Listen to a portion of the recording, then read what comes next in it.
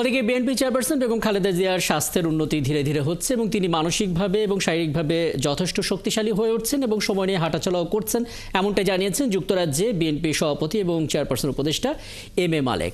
আমরা আরেকটু বিস্তারিত জানার চেষ্টা করি। যুক্তরাজ্য থেকে যুক্ত হচ্ছেন সহকর্মী আরিফ মাহফুজ। আরিফ মাহফুজ, আমরা তো বলছি খালেদা জিয়ার স্বাস্থ্যের ধীরে ধীরে উন্নতি হচ্ছে, সবশেষ আপডেটটা আমাদের জানাবেন, কেমন আছেন তিনি? ধন্যবাদ রাকিব। আপনি অবগত আছেন যে গত 8 জানুয়ারি বিএনপি চেয়ারপারসন বেগম খালেদা জিয়াকে নিয়ে আসা হয়েছে লন্ডনে উন্নত চিকিৎসার জন্য। সেখানে তিনি চিকিৎসাধীন আছেন। লন্ডন ক্লিনিকে ডক্টর কেনেডির তত্ত্বাবধানে তিনি চিকিৎসাধীন আছেন। নিয়মিত তার চিকিৎসা চলছে এবং স্বাস্থ্য পরীক্ষাও চলছে। আমরা আজকে এখন পর্যন্ত আপডেট পাইনি। গতকালকে পর্যন্ত আমাদের কাছে যে আপডেট ছিল সেটা হচ্ছে যে বেগম জিয়া মানসিকভাবে চাঙ্গা আছেন এবং তার ফিজিওথেরাপি চলছে এবং আদার্স যে শারীরিক পরীক্ষাগুলো আছে সেই পরীক্ষাগুলো আসলে করা হয়েছে, এগুলোর রেজাল্ট এখন পর্যন্ত আসে নাই। বিএনপি স্থায়ী কমিটির সদস্য এবং বেগম জিয়ার ব্যক্তিগত চিকিৎসক ডক্টর এজএম জাহিদ বলেছেন যে আগামী শুক্রবারের ভিতরে পুরোপুরি যে পরীক্ষাগুলোর রিপোর্ট আসার, চূড়ান্ত রিপোর্ট আসার সম্ভাবনা রয়েছে।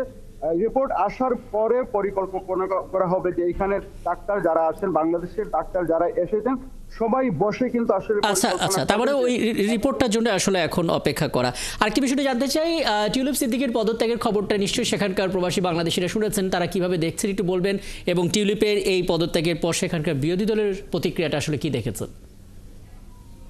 রাকিব, আপনি অবগত আছেন যে গতকালকে অর্থাৎ মঙ্গলবার ব্রিটিশ পার্লামেন্ট সদস্য এবং ব্রিটিশ মন্ত্রী, যিনি সিটি মন্ত্রী এবং অর্থ মন্ত্রণালয়ের দায়িত্বে ছিলেন, বাংলাদেশি বংশোদ্ভূত টিউলিপ সিদ্দিক পদত্যাগ করেছেন। আসলে পদত্যাগের পর কিন্তু এখন বাংলাদেশি কমিউনিটির মানুষের মধ্যে প্রতিক্রিয়া পাওয়া যাচ্ছে। আমি কথা বলেছি অনেকের সাথে, সবাই বলছেন যে টিউলিপ সিদ্দিকের পদত্যাগ আরো আগেই করা উচিত ছিল, কারণ তিনি যে দুর্নীতির অভিযোগে অভিযুক্ত পুরোপুরি প্রমাণ না হলেও অভিযোগ এসেছে তার বিরুদ্ধে, এগুলো কিন্তু সারা বিশ্বব্যাপী কিন্তু আলোচনা হচ্ছে।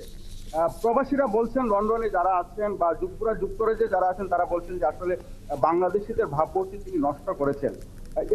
তিনি যে পদত্যাগ করেছেন এর পেছনে কিন্তু কারণ আছে। আপনি অবশ্যই অবগত আছেন যে টিউলিপ সিদ্দিকীর বিরুদ্ধে একাধিকভাবে কিন্তু আসলে দুর্নীতির অভিযোগ এসেছে। লন্ডনে তিনি ব্যবসায়ীর কাছ থেকে ফ্ল্যাট উপঢৌকন হিসেবে নিয়েছেন, যদিও বলা হচ্ছে উপহার হিসেবে। তার বোন আজমিনা নিয়েছেন আরেকটি ফ্ল্যাট, এবং শেখ রেহানাও কিন্তু লন্ডনে বিলাসবহুল একটি ফ্ল্যাট উপহার নিয়েছেন। তো এখানে এই বিষয়গুলি যখন মিডিয়ার মাধ্যমে আসতে শুরু করলো, তারা বিশ্বে এটি নিয়ে আলোচনা হয়েছে এবং ব্রিটিশ যে গভর্নমেন্ট বর্তমান আছে লেবার দল, সেই লেবার দলের প্রধানমন্ত্রী স্টারমারের উপরে কিন্তু আসলে চাপ আসছিল।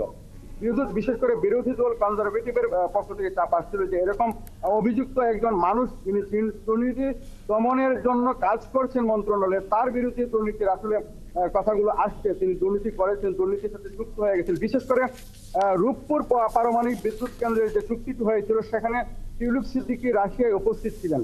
তো ব্রিটিশ সংসদ সদস্য হয়ে সরকারের অনুমতি ছাড়া তিনি কিভাবে সেখানে উপস্থিত হলেন সেটি নিয়েও কিন্তু প্রশ্ন এসেছে। এবং পাশাপাশি এই যে রূপপুর বিদ্যুৎ কেন্দ্রের যে দুর্নীতির সাথে তিনি জড়িত আছেন বলে কিন্তু খবর প্রকাশিত হয়েছে এবং সেটি তদন্ত চলছে, এবং পূর্বাচল প্লট বরাদ্দ হয়েছে সেটি নিয়েও কিন্তু শেখ হাসিনা দুর্নীতির সাথে জড়িত আছেন, এবং সেটি নিয়েও কিন্তু টিউলিপ সিদ্দিকী সেখানে জড়িত আছেন বলে কিন্তু তার বিরুদ্ধে মামলা হয়েছে।